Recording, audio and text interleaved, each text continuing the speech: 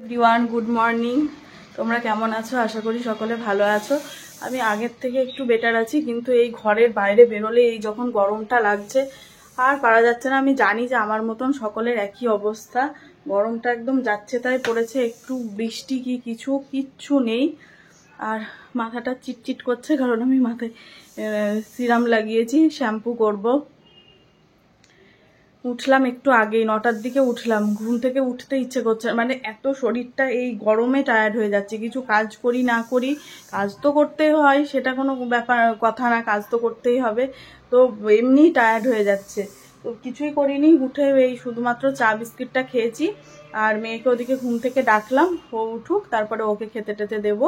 আর আমিও দেখি গোপুসোনাদেরকে এবার ঘুম থেকে তুলি। এখনো তো রিনাদি এলো না, আমি এই ঘরটা ঝাড় দিয়ে নিই, ঝাড় দিয়ে গোপুসোনাদেরকে তুলবো। মাছ টাছ ধুয়ে চলে এলাম। মাছগুলো ওই ট্যাংরা মাছ এনেছিল, তো একটু কানকোগুলো পরিষ্কার করতে হলো। ওগুলোই পরিষ্কার করে এসে একটু বসলাম। ব্রেকফাস্ট হয়ে গেছে, ট্যাংরা মাছের ঝোল করবো। আর আমার যেহেতু সুগার ধরা পড়েছে, ওই একটু উচ্ছে সেদ্ধ দেবো। উচ্ছে আর আলুটা আমি খাবো না, আমি শুধু উচ্ছে সেদ্ধটা খাবো। তো তাড়াতাড়ি রান্নাটা করে ফেলি। যে আর একজন এখানে একদম রানী মা শুয়ে আছেন, ওর আর শুয়ে আরাম করেই হচ্ছে না। ফ্যান চলছে তার সত্ত্বেও এই যে ফ্যানটা মুখে দিস না রাহি, ফ্যানটা প্লাস্টিক, সরা। এই যে মাছগুলো প্রত্যেকটা পেটে ডিম আছে, এই যে এখানে একদম ধুয়ে পরিষ্কার করে রেখে দিয়েছি। চটপট করে রান্না করে নিই। আর মানে রান্নাটা মানে এখন ভয় লাগছে গরমে। যত তাড়াতাড়ি করা যায় তত তাড়াতাড়ি ভালো। হালকা পাতলা রান্না করব, হয়ে যাবে তাড়াতাড়ি।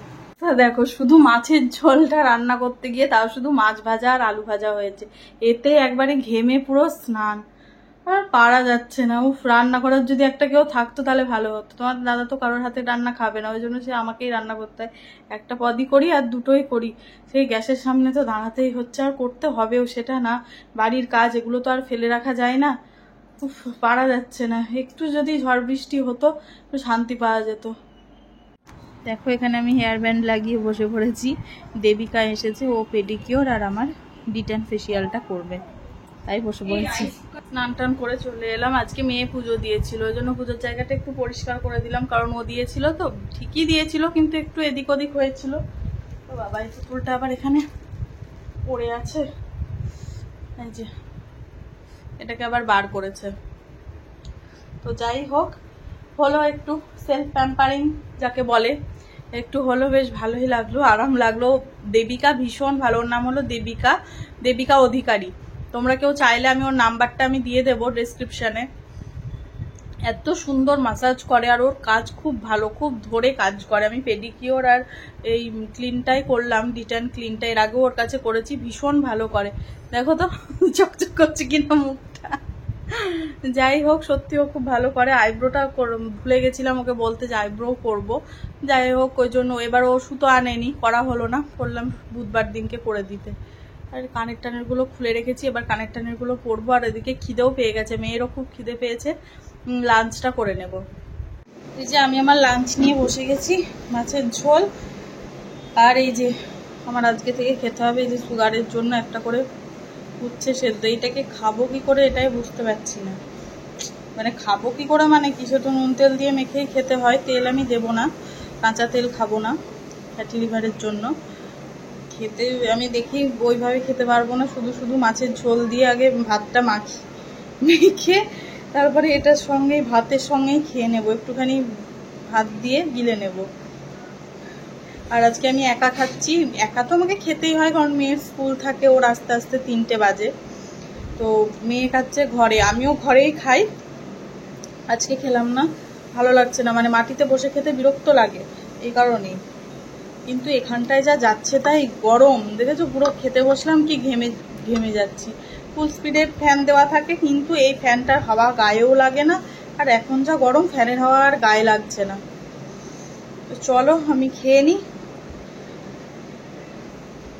এইটা আগে করে গেছে খাবো সত্যি। ইস, আমি কোনোদিন খাইনি, হ্যাঁ সেদ্ধ খাইনি, মানে ভাজা খেয়েছি। ভাজা খেতে অতটা কষ্ট হয় না, দেখি ট্রাই করি, শুধুই খেয়ে নিই।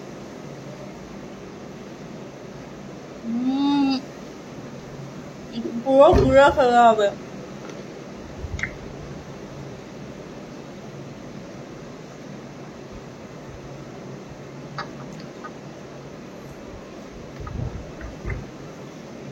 বললাম না শুধু পারবো না, ভাত দিয়েই খেতে হবে।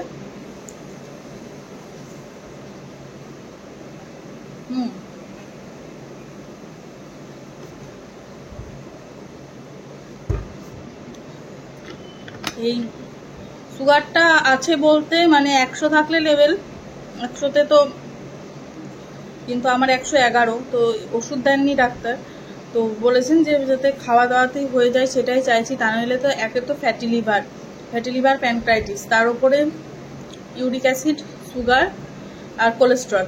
খাওয়া দাওয়া তো মানে সবই বারণ, কি যে খাবো মানে সবই তো বারণ।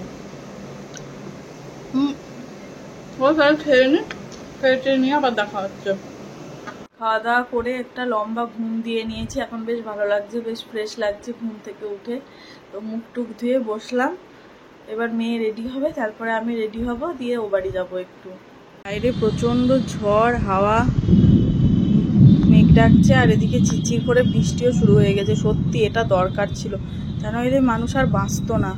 প্রচণ্ড হাওয়া দিচ্ছে, মেঘও ডাকছে খুব, আর বৃষ্টিটা জানি না কতটা কি হবে, মনে হচ্ছে না সেরকম হবে, ঝিপঝিপ করে এখন হচ্ছে, বিদ্যুৎ চমকাচ্ছে। হাওয়াটা খুব সুন্দর আসছে, ঠান্ডা হাওয়া আসছে। আমরা দুজন রেডি হয়ে গিয়েছি যার বাড়ি যাব বলে। তো বৃষ্টিটা কমুক, বৃষ্টি সেরকম মনে হয় না হবে, যা হাওয়া দিচ্ছে মেয়ে গুড়িয়ে নিয়ে চলে যাবে, একটু কমুক, বাইরের হাওয়া টাওয়াগুলো দিয়ে বেরোবো। এই যে মেয়ে জানলা থেকে দেখছে, এত বিদ্যুৎ চমকাচ্ছে না, ওইটা দেখলেই আমার ভয় লাগছে। বাইরে প্রচণ্ড ঝড় বৃষ্টি, বেরোতে গিয়েও ভাবলাম যে বৃষ্টিটা কম পড়ছে তাহলে বেরোনো যাবে, কিন্তু না, বেরোনো যাবে না, একবারে গাছ এদিক ওদিক। তো যাই হোক, ভালোই হলো, এটা হওয়ার দরকার ছিল। খুব দেখেই শান্তি লাগছে বাইরেটা, ওই জন্য আমি বারবার দেখছি, দেখেই শান্তি লাগছে। বসে আছি খাটে চুপচাপ, বাইরের দিকে তাকাচ্ছি, ঝড় বৃষ্টিটা কমলে বেরোবো। শুধুমাত্র বাড়ি যাওয়াই না, কয়েকটা জামা কাপড় আছে, সেগুলো ফিটিংসে দিতে আমাকে ইয়েতে যেতে হবে, টেলারে যেতে হবে, ওই জন্য আরো চিন্তাটা করছি। অনেকগুলো আছে তো, এগুলো গরমেরই জামা কাপড়, এরপরে তো আর পরতে মানে এরপরে মানে কি, এগুলো এমনি ডেলি ওয়্যার জামা কাপড়, তো একটু তাড়াতাড়ি দিলে তাড়াতাড়ি দিয়ে দেবে, ওই জন্যই ভাবছি। বসে এখন গল্প করছি, কেন চা খাওয়া হয়ে গেছে, ফাঁকা চায়ের কাপ রাখা, মা বসে আছে, এই যে আর একজন মায়ের পাশে গিয়ে এখন বসছে বিস্কুটের কোটো নিয়ে। কি নিলি ওটা হাতে? ও বিস্কুটের প্যাকেট। বাড়িতে গল্প সল্প করে খেয়ে দিয়ে, মানে আমি খেয়েছি, মেয়ে খাইনি, আমি ডিনার করে চলে এসেছি। আমার শুধু ওষুধ খাওয়াগুলো বাকি আছে, আর মেয়েকে আর হাজব্যান্ডকে খেতে দেবো। ওদের খাবার টাবারও গরম করে নিয়েছি, আর বোন এসেছে, ভালোই মজা হচ্ছে, গল্প সল্প ভালোই হচ্ছে। কাল আবার একটু বেরোবো, ওর আসার তো ঠিক ছিল না, হঠাৎ করেই চলে এসেছে, তো ভালোই হলো, ভালোই কাটলো দিনটা, সন্ধ্যেটা ভালো কাটলো। দিনটা তো গরমে যাতা, মানে সন্ধ্যে থেকে সত্যি খুব ভালো কাটলো, ওয়েদারটাও বেশ ঠান্ডা ঠান্ডা হলো। তো চলো টাটা। আর ভিডিও ভালো লাগলে কিন্তু অবশ্যই কি করবে, লাইক কমেন্ট আর সাবস্ক্রাইব করে দেবে চ্যানেলটাকে। দেখা হচ্ছে নেক্সট ব্লগে।